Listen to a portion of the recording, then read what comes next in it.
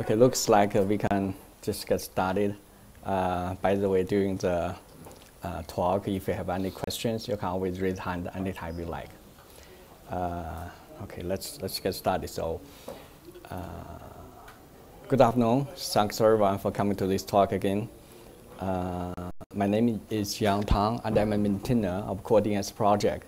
In today's talk, my focus is on deep diving into CoreDNS and also showcase how to just implement CoreDNS plugins in like 5 to 10 minutes. Here is going to be the agenda of today's talk. First, I'm going to briefly introduce the CoreDNS and its background and its development for the past couple of years. Then I'm going to discuss about service discovery, which is the focus of CoreDNS, also the Corefiles and the plugins. Finally, I'm going to show a plugin demo, which is really a source-based service discovery. This is a simple plugin, but I'll just showcase how you could implement that in like several minutes. So first, CoreDNS. CoreDNS is a flexible DNS server written in Go. It has a focus on service discovery. CoreDNS has a plugin-based architecture, which means it could be easily extended with new functionalities by customized plugins. CoreDNS supports DNS, DNS over TOS, and the DNS over gRPC. The one thing I want to point out is both DNS and DNS over TOS are DNS standard, but DNS over gRPC is only a customized implementation by CoreDNS itself. It's not a standard by DNS. The CoreDNS project started and led by Mick Gibbon a couple of years ago. We started the project in 2016. In 2017, we entered into CNCF, and now we are looking for graduation. One interesting thing about CoreDNS is that CoreDNS initially is just a fork of Caddy HTTP server. Caddy is a very interesting HTTP server written in Go. It's very popular in some in Golang community. It has a similar plugin-based architecture. So when Mick started the CoreDNS, he actually just forks Caddy HTTP server and make some change and somehow make it work with DNS. So that actually shows how you could reuse the code base in Golang. Actually, during my implementation, at the end of the talk about the demo plugin, you will notice that you still see some reference in Caddy, and that's by purpose. Like I said, the CoreDNS started in 2016, but in 2017, we already reached the inception level in CNCF. I believe CoreDNS is the 7th project entered into CNCF, so that's probably one of the earliest projects in CNCF. We reached the level of incubating in 2018, and we are actually planning on graduation for now. So hopefully we can graduate very soon. One of the most important features about CoreDNS is it has Kubernetes support. At the moment, CoreDNS has already GA'd in Kubernetes 1.11, which means if you pull the latest 1.11 Kubernetes, CoreDNS is already there. The binary has already been there, so it's part of the release. We are looking for default in Kubernetes 1.13. Default means if you pull the Kubernetes in 1.13 and you deploy Kubernetes, it will use CoreDNS by default, which means whether or not you like it, you have to use that. We also have a growing community. We have more than 100 contributors. Here, I would like to say big thanks to all the contributors so far. We also have 16 maintainers that helps maintainers shift the workload for fixing bugs, discussing about the issues, and all kinds of things. We also have 29 public adopters. It's very interesting that we actually as far as we know, we actually noticed that a lot of people, a lot of organizations are using CoreDNS. But for different reasons, sometimes they just say, okay, they don't want to be on the public stage. They don't want to show their existence in CoreDNS repos. So those 29 public adopters are just those adopters that are willing to share the name with us and with the public. But here, if I would like to say, if you're one of the organization and you use CoreDNS and it's not in adopters yet, I would like to encourage you to add your name, add your organization name to adopter. That's probably can help us to graduate sooner. Also, we have 2,800 stars. That's not necessarily a big number, but if anyone can click a star for now, that's probably within the room. That's probably can add like 50 more. During yesterday's CoreDNS intro, after the talk, a couple of people discussed with me, and they asked questions with the CoreDNS community. Okay, so first of all, CoreDNS, the biggest community, if you talk about CoreDNS, is in GitHub. All the maintainers are there. If you have an issue, you can always open an issue. You can add discussions. If you want to specifically discuss with any maintainers, you can just ping them in GitHub. At least I'm always there all the time. Other than GitHub, we also have a Slack channel. We don't have a dedicated workspace, but it's part of the CNCF Slack channel. So this one is also very active as well. There are several maintainers there. The only issue with Slack is that nowadays every organization has a Slack workspace. So it's actually very hard to switch from one workspace to another if you work on different projects or you work on work in your working environment. So that's one of the reasons why you only see several maintainers there most of the time, but they are very active as far as I know. Other than GitHub and Slack, you can also see the website. We also have a blog site and the Twitter, if you can reach Twitter. There is a mailing list, Google Group, but this one, as far as I know, it's not very active, so I will not encourage people to discuss there.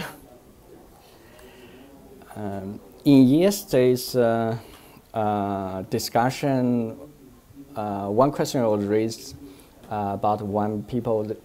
He mentioned that if our organization or if I want to make some contribution to a plugin, I want to just contribute a plugin, how should I do that? Or what's the criteria to do that?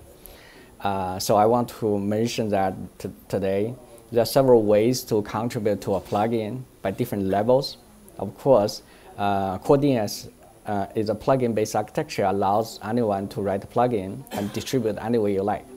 So you can always distribute that as an external plugin. External plugin means it's maintained by yourself and maintained externally. We are very happy to provide a link to reference to your plugin. There's no restriction on there. If you say, I want to be part of the CoreDNS or associate with CoreDNS, you can also be a CoreDNS sub-project. The CoreDNS sub-project essentially is maintained in a separate repo in CoreDNS organization. The issue and the pull request tracking are done separately in this repo. The only requirement for a plugin to be a CoreDNS sub-project is that it should be sponsored by one maintainer. If you can convince me, you can just add a plugin on CoreDNS sub-project. And also, if you say, I really like CoreDNS and I want to contribute to a plugin, I believe that's the best plugin possible. I want that one to be in the very core of CoreDNS. You also could contribute a plugin in CoreDNS project. For a plugin to be in CoreDNS project, it's going to be more selective in quality because as you can see, if it's part of CoreDNS project itself, it means the issue and the PR tracking done by the CoreDNS repo, which means anything goes wrong, maintainers will be pinged all the time. So ideally, we would like to have a dedicated person to own this plugin so that if anything goes wrong, at least someone can stand up, fix the issue. The requirement is also to be sponsored by one maintainer. Although I would like to say, if you want your plugin to be part of the CoreDNS project, in addition to be sponsored by one maintainer, you probably also want to make sure there are no strong objections from other maintainers. But overall, we have different ways for you to contribute plugin. So like I said, it's a small project, but we welcome all the contributions out of the world. If you have a specific need, even though you say it's only your organization's need, we are happy to find a way to accommodate that in different format. Okay. Now I'm going to discuss about service discovery, because service discovery is the most important feature in CoreDNS, and also the differentiator between CoreDNS and then other DNS servers. So a lot of people just ask me, again, nowadays you have SDNs, you have everything is virtual. In cloud environment, you essentially can even assign a virtual IP any way you like in a virtual private cloud, in a VPC. You can say, I want this IP to be 1.1.1.1 or 172.172.2.2. It's your choice. So what's the need to have a DNS, to have additional layer? The reason to have additional layer is that DNS is a very nice indirection, give you maximum flexibility. And this is a flexibility and the indirection, this is the one you like. Because you never know what's going to happen in the future. Like today, you might say you have a server, you want people to talk to this one. The next day, the server might be backed by like 2 IPs. And then all of a sudden, you say, okay, what are you going to do if I have only 1 IP instead of using DNS? You can certainly solve that by using a load balancer at the front end, but that's going to be complicated. The good thing with CoreDNS is DNS is always easy and simple to change. And the DNS is all over the place. It's pervasive in IT infrastructure. So that means you don't need to make any dramatic change in your infrastructure to make this happen. In addition to that, CoreDNS is also distributed in nature. It's not the most elegant and the most sophisticated distributed system, but it is distributed, which means it can handle a big load if your system designed it in a nice way.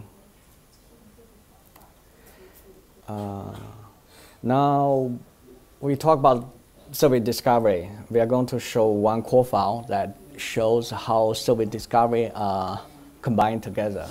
When we talk about service discovery, we always talking to different data point. We're not just live in the ideal world of purely Kubernetes cluster or purely cloud environment. So in this Corefile, as you can see, it's a combination of Kubernetes integration. So the service discovery happens in this layer. But then it also has Route 53 AWS Cloud Data Syncup, which means that you can take the data from Kubernetes and also take data from Route 53. In addition to that, you also have the freedom to add additional DNS record. For example, in this case, you can let's say you just for different reasons you just want to add a record, say www.example.org, and you can just assign this IP any way you like. Use the host plugin. The host plugin is essentially just like a host file. In your local system, you always have a /etc host, and that's essentially the same way. The only difference is that you can actually here in the Corefile, you actually could just do that inline. So you don't need to have additional file. That's actually a nice thing about Corefile. A lot of things can be condensed into one easy Corefile instead of having multiple files of finding which way, which data lives here, which data lives there. If you look into this Corefile, it also has other integrations. For example, it has a health plugin enabled, which is going to give you the health check. It also gives you the Prometheus integration so that metrics can be done. Another one is a cache, which should improve your performance. At the end, you have the forward plugin, which essentially going to forward any unresolved DNS to another external DNS server of your choice. Here I'm using 1.1.1.1. This DNS server is a public DNS server provided by Cloudflare. The nice thing about 1.1.1.1 is that it's actually privacy preserving, which means they will not save the data or save the website you ever browsed. So if you have something you don't want people to know, you can just use this DNS server. If you use your default DNS server, of course you can do that, but your ISP may just intercept your data and leave a trace of that. So if something you don't want to let your ISP know, you can use this one. By the way, I'm not associated or affiliated with Cloudflare, so I take no money from this one, just for some interest. Okay, this one is the diagram that actually displays what's happening with the previous Corefile. As you could see, you have a Kubernetes plugin, Kubernetes cluster. Actually, the DNS will be served by CoreDNS. The CoreDNS also takes data from Route 53 on AWS, which is very natural if you deploy your Kubernetes on AWS or some cloud environment. It also takes a host plugin, which, as I explained, essentially just serves as additional DNS record collection. And finally, it will point to 1.1.1.1, which is a third-party DNS server.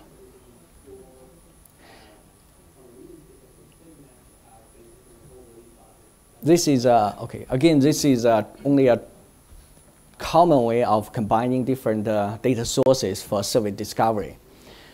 But CoreDNS is much more capable of doing one way.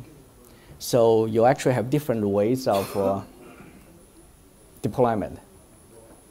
If you look into this one, first of all, CoreDNS is not necessarily, does not necessarily has to be combined with Kubernetes. It could be outside of Kubernetes. And when it's outside of Kubernetes, the CoreDNS can always talk to the Kubernetes API servers to get the data. So in this case, as you could see, you have a CoreDNS inside the cluster, but you also have a CoreDNS server outside the cluster. When CoreDNS outside the cluster, it's going to point to API servers. So at the top right, you see this is another configuration you can use. You can point to multiple endpoints of Kubernetes API servers, so you achieve certain level of proxy or load balancing. If one server is down, the system will not be impacted because CoreDNS will automatically reroute to another API server. The CoreDNS deployment can have multiple ways. This is the second way.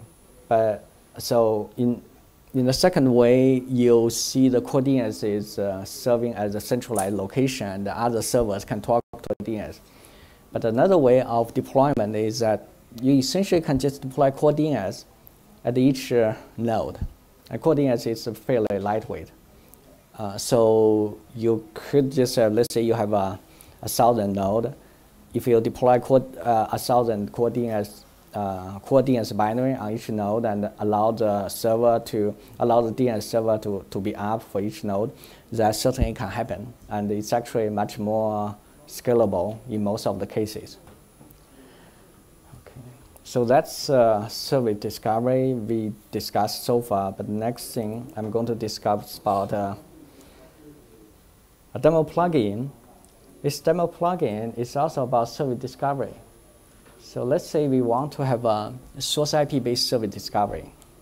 Let's say you're in a cloud environment or in a VPC or in an internal subnet. You'll have IP range of 172/8.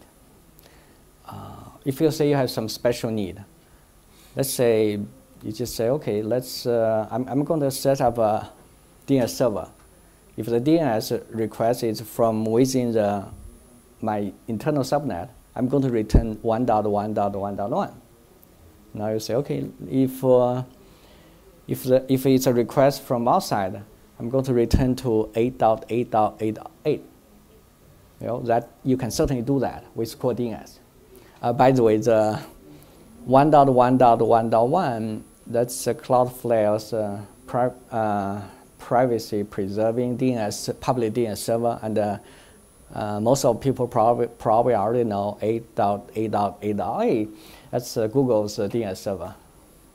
So let's just use that as an example, show how you could use the source IP for how you could check source IP and provide service discovery with CoreDNS. Now let's talk about the demo plugin. The plugin, if you want to write plugin in CoreDNS, it's very straightforward and simple. All you need to implement is a serve-DNS function. This function takes a DNS query, message, and a DNS response writer. Inside this function, first of all, you construct a request. The request.request, that's actually just a helper function, give you a state.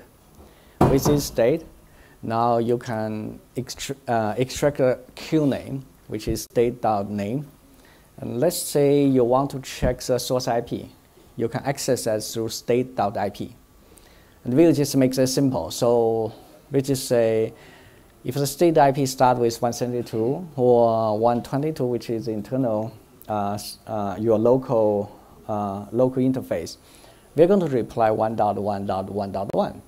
And otherwise, it's going to be 8.8.8.8. This line is just a logging to see what's happening in the demo, but we do have additional logging and errors plugin to do more sophisticated tracing and logging. But for this demo plugin, let's just make it simple. Just print a line, say receive query from queue name and the state.ip, and we expect to reply to something. Let's continue. Because we already defined the reply, so that should be fairly easy. We construct the resource record, which is a record. The resource record need to have a header. Let's construct header with a queue name, with DNS type, and a class. Of course, we need to provide the content of a record, which is going to be the reply, the IP address of the reply. We append the a record to answers and construct the DNS message. At the end, you see the last, the second line from bottom. That's just a write message based on response writer. And finally, just say everything is success. So the DNS query will be processed by this plugin. It will not fall through. If you want, let the next plugin to fall through, you can just you actually could just return a failure, so it will, the next plugin can pick up and continue processing. Okay, so that's pretty much it for your serve-DNS function. Now you also need to register your plugin. Register plugin is also very simple. You only need to do that with Caddy's register plugin. Again, like I mentioned, CoreDNS started with a fork of Caddy HTTP. So it's actually essentially just a collection of plugins of Caddy. So you want to define an action function, which is setup. In the second setup, you just pass the Corefile to say, I want a demo. And then that's it. I'm going to show a very simple Corefile to how to make that work. That's all you need, just one line. Okay, so we have everything ready. The only missing piece is we need to build this plugin. So the last step is you should add a demo column demo to plugin.config, which essentially just say I want to build a collection of plugins, including demo. I mean, the second phase is to compile. A lot of people actually ask me, okay, in Golan's what? If you want to install Golang, unfortunately, Golang is not necessarily so easy to install because, like with your bundle, with those things, you want to install latest one, they don't always give you the latest one for every release. So for me, that's my personal choice, but it's always up to you. For me, I always use Docker to compile everything. So if your machine has Docker installed, all you need is just one line to just build that. You don't need to install Golang in your machine. And you can selectively choose the Golang's version. Like in this case, I'm using 1.11, Golang 1.11. If you want to use Golang 1.10, you can just change this line and it will work. Again, this actually gives you lots of flexibility and freedom to do the compiling. And that's actually the advantage of Docker. I mean, personally, I may have some preference for Docker. I'm a maintainer of Docker as well, so sometimes I just always try to use Docker as much as possible.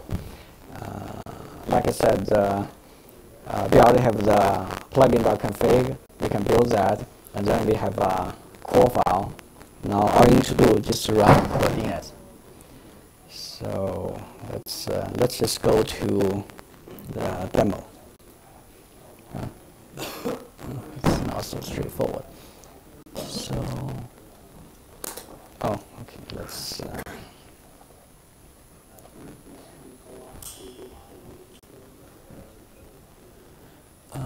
The demo code has already been. I actually created demo code in one of the branches, so you actually could do it yourself as well. So, okay, let's go demo. This is a demo code I use. So let's just start from beginning. Let's just clone a repo.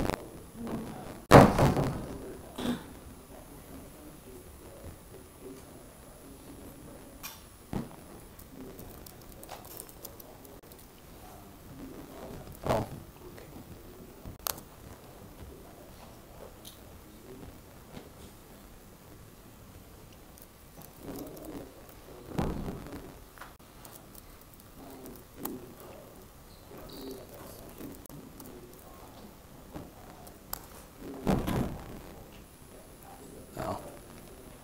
Oh, it's actually pretty hard to see what's going on because I cannot see the screen here.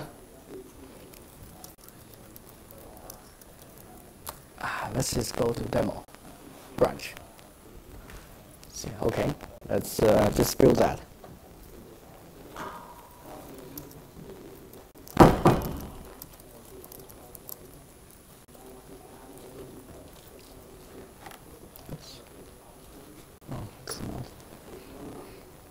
Oops.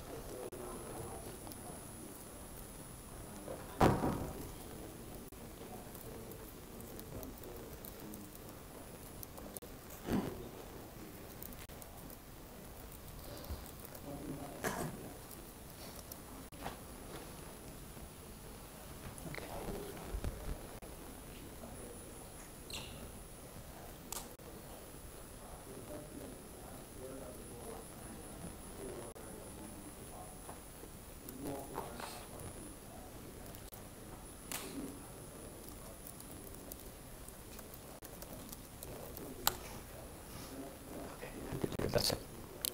Let's just see its build. Oh,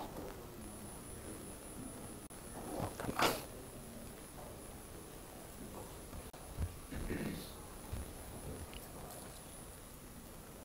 Now, while this one is building, I'm going to have the two windows. One window is from the same machine as the machine I built the CoreDNS. Then I'm going to open another window for a remote machine.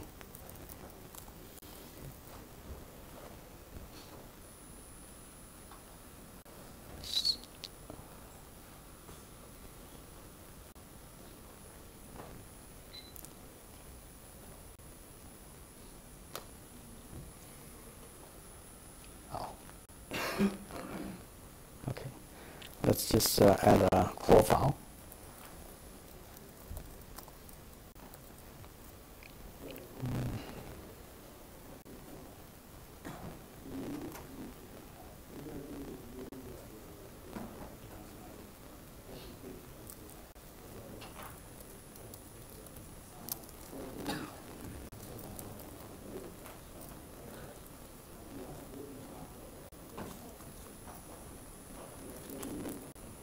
Okay.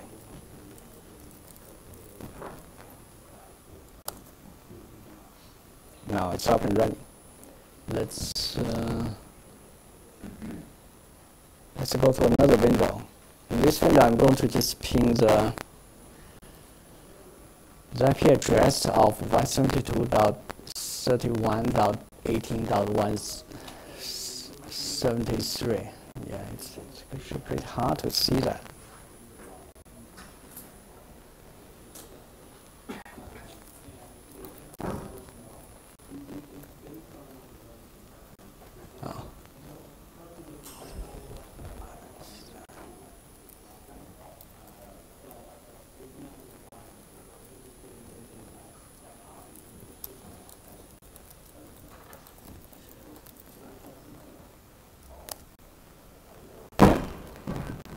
You see this one returns 1.1.1.1.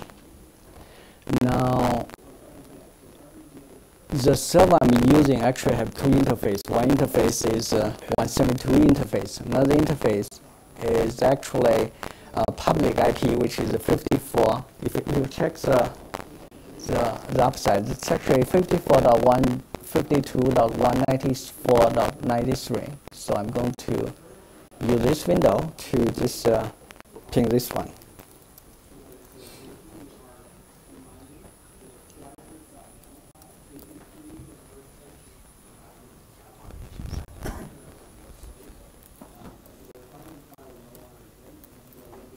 Okay, make sure, 93. Make sure it's right.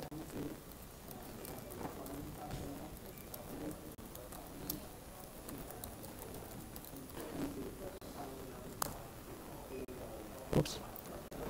Let me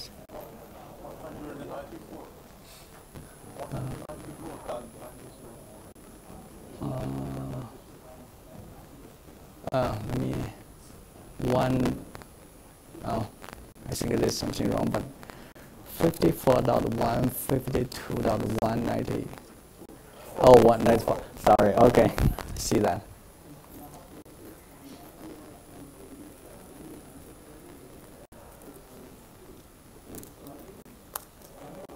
Yeah. Okay, so as you can see, that's it. So if you are talking to different interface, that will give you a different result. So that's very simple. That's actually a very simple service discovery, but it's a plugin that has all the functionalities and all the elements that you need. If you want to write a plugin yourself, you can start here. Okay, so we are almost to the end of the talk. So first of all, thanks everyone for coming to this talk. Also, CoreDNS is a project in CNCF, but we welcome all the contributions. The first thing you can do is you can always start CoreDNS in GitHub. If your organization allows, you can also add the name to adopters.md, which is going to help CoreDNS for publicity. You can also participate in GitHub or Slack discussions. Finally, you could create a pull request to become a contributor.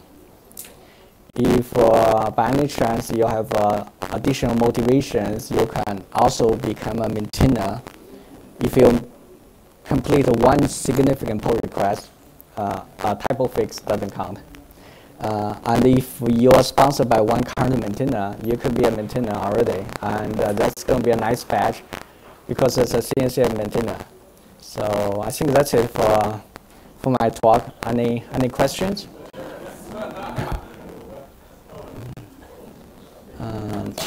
No questions? Okay, great. Thanks everyone. Have a wonderful day.